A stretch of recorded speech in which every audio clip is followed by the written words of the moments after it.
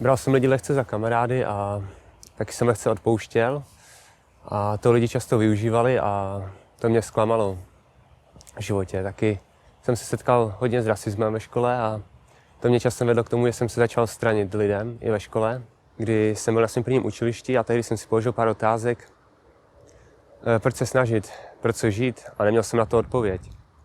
A tak jsem to tehdy ukončil tu školu a odešel jsem domů do izolace na 2 roky. A po 2 letech mě ta samota úplně ničila, že jsem se rozhodl jít zpátky do školy. A šel jsem na cukráře, akorát problém byl v tom, že jsem si vybudoval sociální úzkost, což pro mě bylo složitý se bavit s lidma a jít vůbec do té školy. Tak nějak s obtížemi jsem to vystudoval, šel jsem na nástavbu a tam jsem poprvé poznal svého nejlepšího kamaráda, který pro mě byl jako vlastní bratr. A ten později zemřel na sebevraždu, což mě hodně uvrhlo do těžkých depresí. Začal jsem se zase doma uzavírat, odešel jsem z Vysoký tehdy. Ale tou dobou k nám přišla sestra, která byla už věřící a řekla mi o venkovních bohoslužbách. A ve mně byla taková ta touha tam jít. Jsem si to nedokázal vysvětlit, ale ta touha tam byla. Tak jsem, když přišel ten čas, tak jsem tam šel a tehdy bylo kázání na naději. A to se mě strašně dotýkalo, protože hlavně i kvůli tomu kamarádovi, ale i kvůli sobě. A nejvíce mě v tu chvíli dotkly byly chvály, kde mě to dostávalo až do slz, ale držel jsem se.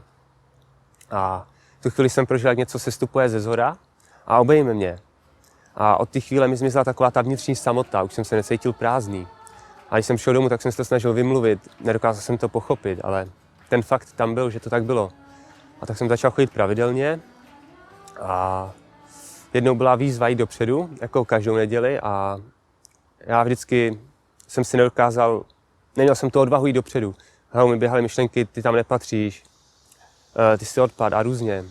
Ale v jednu tu chvíli tyhle myšlenky úplně utichly, měl jsem úplně klid a nějaká síla mě postrčila dopředu. A já jsem šel dopředu úplně automaticky, ani jsem si to neuvědomoval v tu chvíli. A měl jsem nadpřirozený klid v sobě, necítil jsem úzkost těch lidí, nic v tu chvíli, byl jsem úplně volný.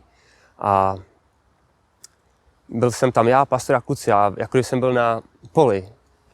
A od té chvíle se můj život úplně proměnil. Získal jsem kamarády, jak ve sboru, tak i mimo sbor.